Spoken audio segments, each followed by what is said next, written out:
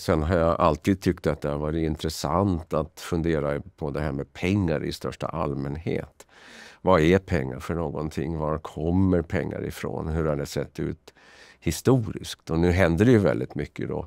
Inte minst på tekniksidan. Och idag kallar man allt möjligt för pengar som inte är pengar.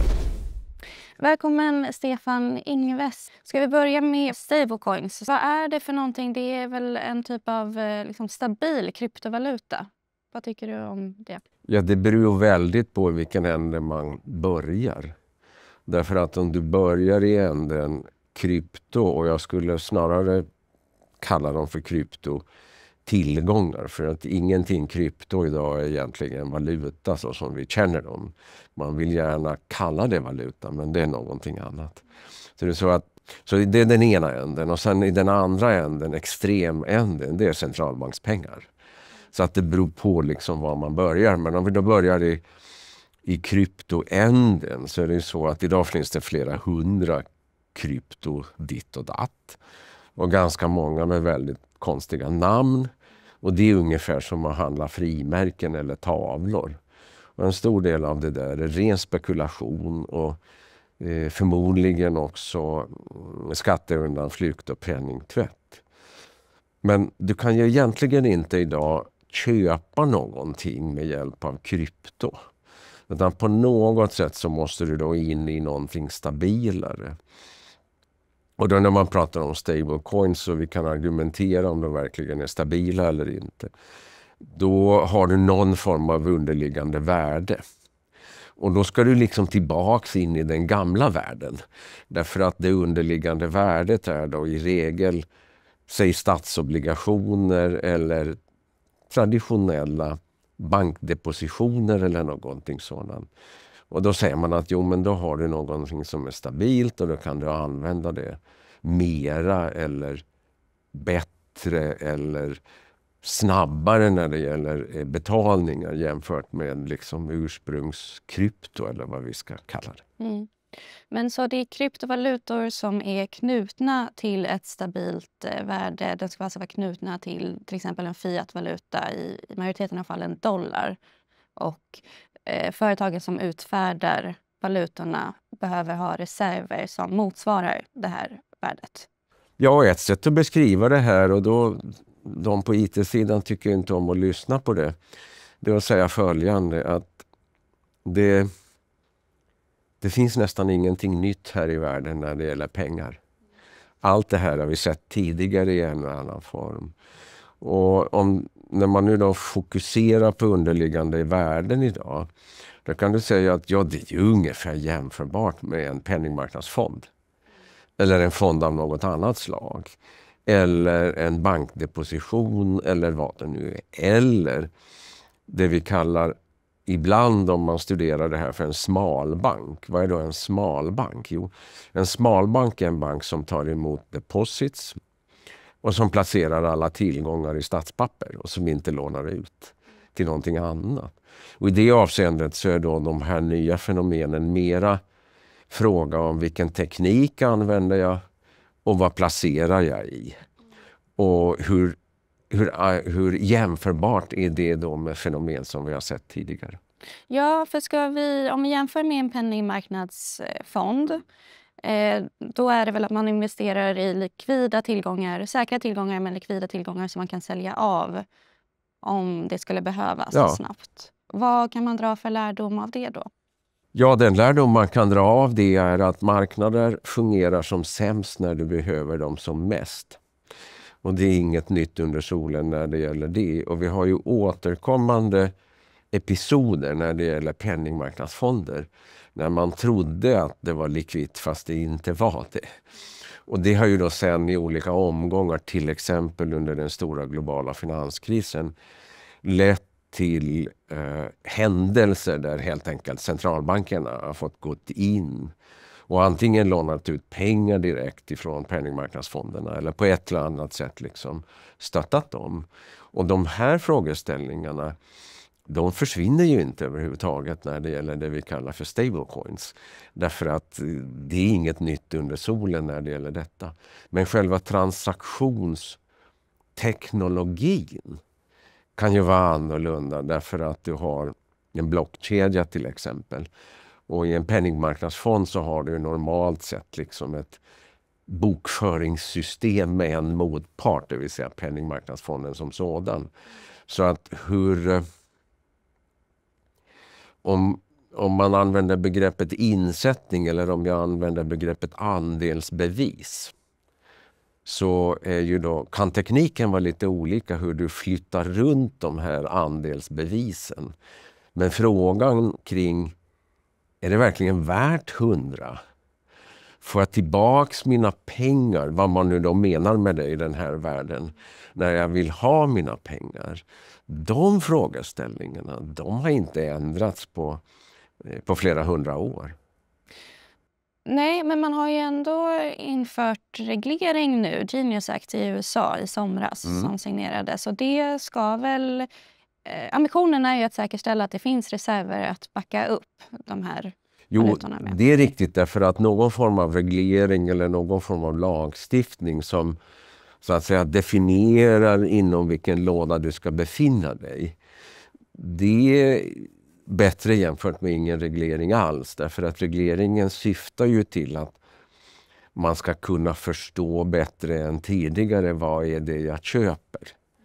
Men det är ju ändå fortsättningsvis så att djävulen sitter alltid i detaljerna. Så att man kan inte riktigt liksom säga att bara för att det finns en reglering så kan jag lita på att det här funkar. Jag har ingenting emot en reglering som sådan, sen kan man utforma det på olika sätt. Precis, och för nu är det ett ramverk och det ska fortsätta att implementeras, så det kommer väl tillkomma regleringar.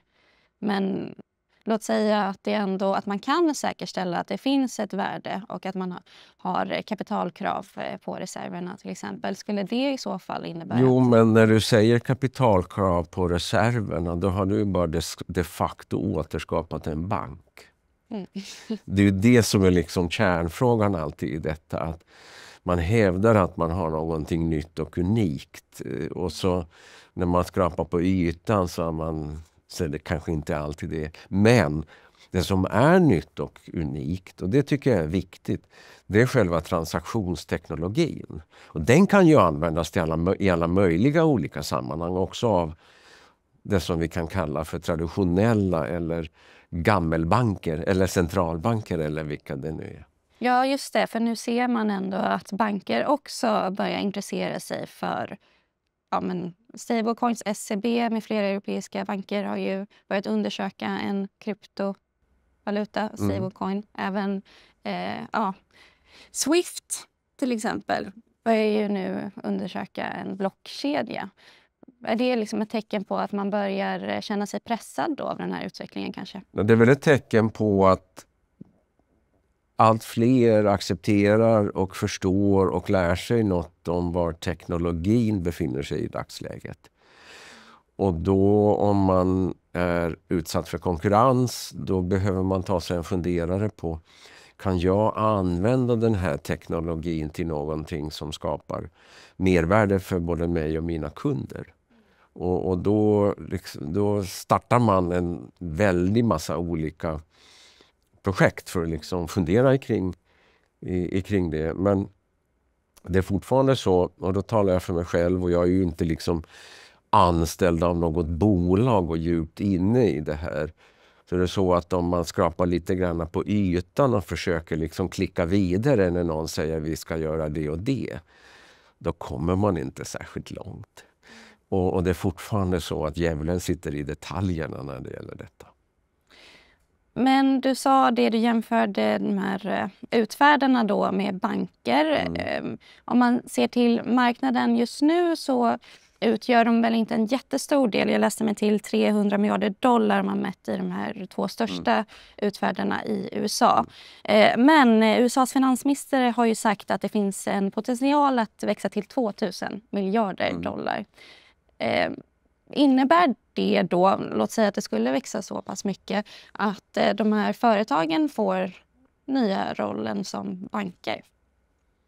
Det är ganska osannolikt, därför att om de skulle få den rollen och växa och bli så pass stora, då ökar också sannolikheten att man klassificerar dem som banker. Så att det må vara liksom, det må vara att de här liksom händelserna pågår, den här utvecklingen pågår, men någonstans inom finanssektorn så blir det ofta så att när någonting blir tillräckligt stort, vad det nu är, då blir det också systemviktigt. Det vill säga hela ekonomin är beroende av att det här fungerar. Och då brukar förr eller senare staten, centralbanken, tillsynsmyndigheten lägga sig i, om jag uttrycker mig så. Därför att vi har ju inte en historia som visar att finanssektorn är stabil. Utan vi har med oss sedan medeltiden en lång rad krascher av olika slag. Och då är det lite viktigt faktiskt att inte släppa iväg det här liksom för fort eller för mycket. Sen finns det alltid någon som hävdar att de har uppfunnit något underbart som ingen har förstått tidigare. Och då brukar jag säga så här att om det verkar vara för bra för att vara sant, då är det förmodligen det. Och då ska man passa sig. Mm.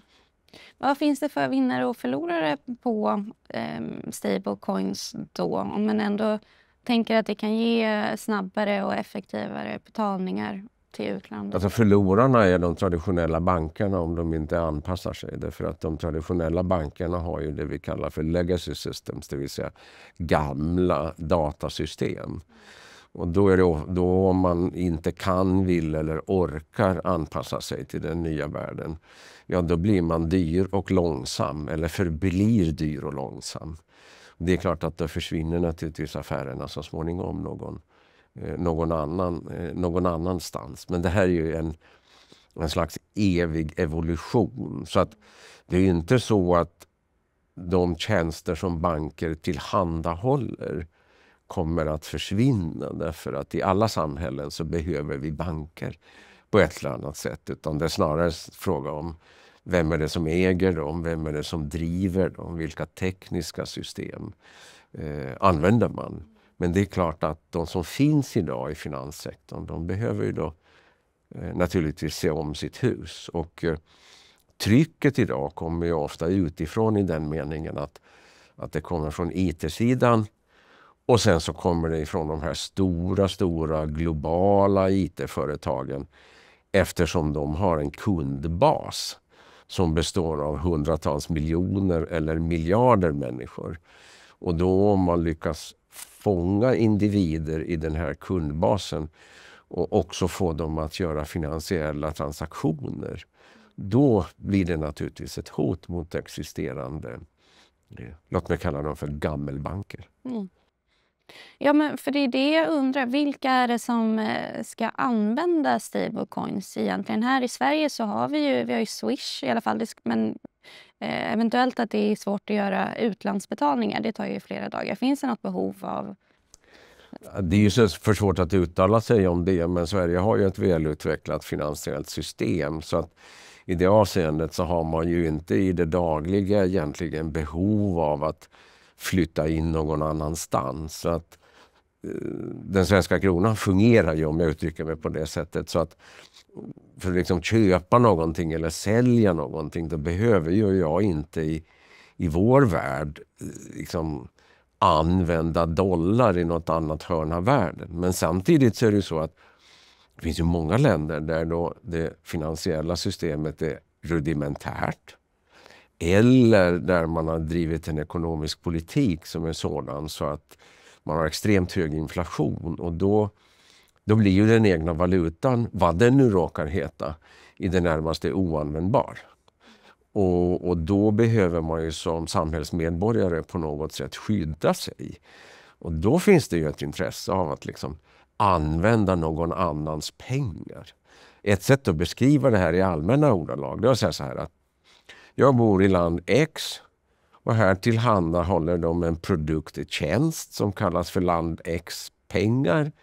Det är en dålig produkt därför att inflationen är 100% och transaktionskostnaden är höga. Då är det väldigt naturligt att jag loggar på med dagens teknologi och så tittar jag runt och så säger jag så här: Finns det någon annan som tillhandahåller en bättre produkt? Om det sen är dollar eller euro eller svenska kronor eller vad det nu är. Det må vara. Och i vissa delar av världen så är det då liksom enklast på kort sikt att på något sätt helt enkelt nyttja någon annans pengar eller någon annans tillgång, vilken det nu är.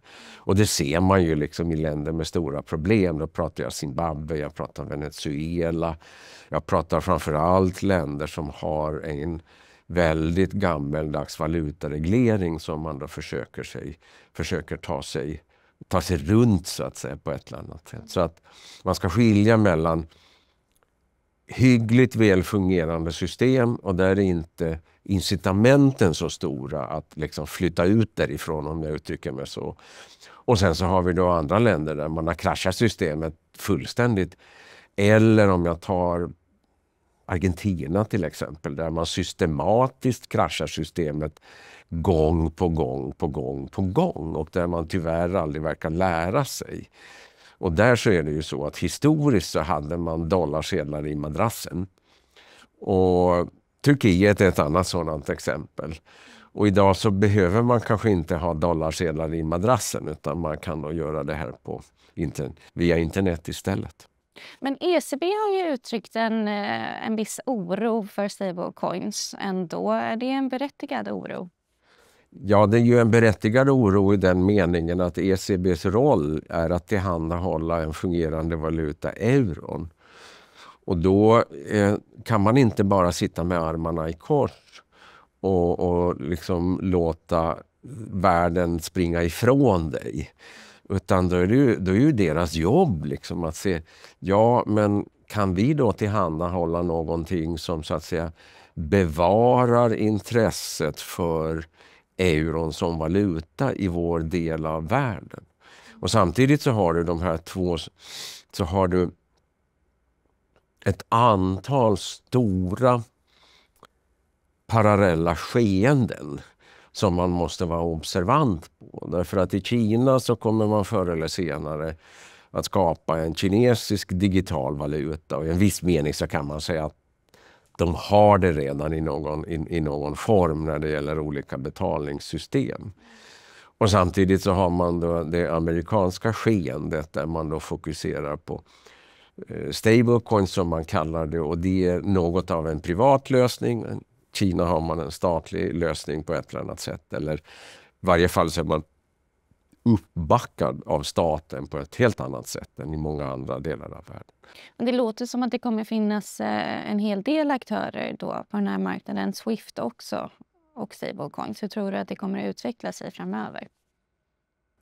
Det är ju väldigt svårt att veta, men jag har svårt att se att man skulle tillåta på den offentliga sidan att man inte har någonting att säga till om överhuvudtaget när det gäller de stora globala centralbankerna. För att man måste också komma ihåg att ju längre ut i periferin det kommer, desto mera skatteundanflykt och penningtvätt, terroristfinansiering och sådant pratar vi sannolikt om. Och det innebär att förr eller senare kommer det att ligga i många staters och centralbankers intresse att det här inte liksom drar iväg hur som helst. Men det betyder inte att det går att säga idag exakt i detalj hur det här kommer att utvecklas. Utan så är det ju väldigt ofta när det gäller ny teknologi. Riksbanken är ju ett fantastiskt bra exempel, därför att Riksbanken har funnits sedan 1668 och hade vi förbjudit teknisk utveckling hade vi fortfarande försökt handla med 20 kilos kopparmynt. Och det gör vi ju inte. Men behöver man vara orolig i och med att det är Trump-administrationen som till stor del har drivit på den här utvecklingen kring kryptovalutor och stablecoins nu med ny reglering på plats? I ett längre historiskt perspektiv så hade man ju en period på 1800-talet i USA som kallades för free banking.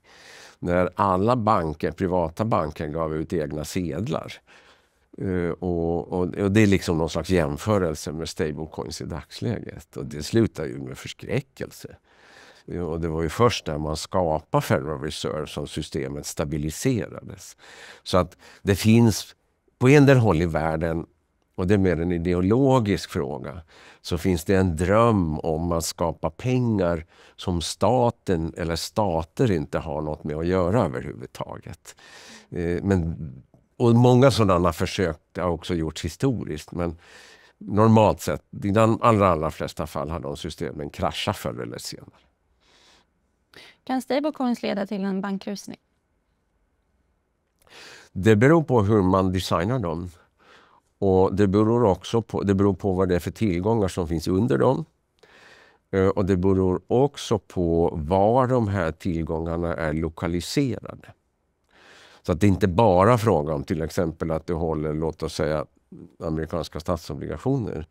Utan en del av de här arrangemangen bygger ju på att du har liksom deposits på någon ö någonstans som du aldrig har hört talas om. Och då försöker du rida på begreppet stablecoin, men då ska de sannolikt kallas för unstablecoin. Och det är därför det är så viktigt att man liksom sysselsätter sig med det finstilta. Och det är för tidigt att säga, men om vi får så småningom över tiden liksom hundratals stablecoins, då är det ytterst osannolikt att vi skulle undvika olyckor. Sen var de kommer, hur stora de blir, det är naturligtvis svårt att veta. Men låt säga om vi blickar fram 5-10 år. Hur tror du att marknaden kommer att se ut? Tror du att stablecoins kommer vara en liksom självklar del av betalningssystemet eller en parentes som banker och Swift, centralbanker, till slut knuffar undan? Om centralbanker och det liksom traditionella banksystemet samarbetar och ser till så att vi klarar av omedelbara betalningar, alltså betalningar i realtid året runt, dygnet runt och också över gränserna. Då finns det inget skäl att tro att de här nya fenomenen skulle bli jättestora. I meningen att de skulle dominera på global nivå. Däremot kommer det säkert att vara så att det finns delar av världen där de blir ganska stora.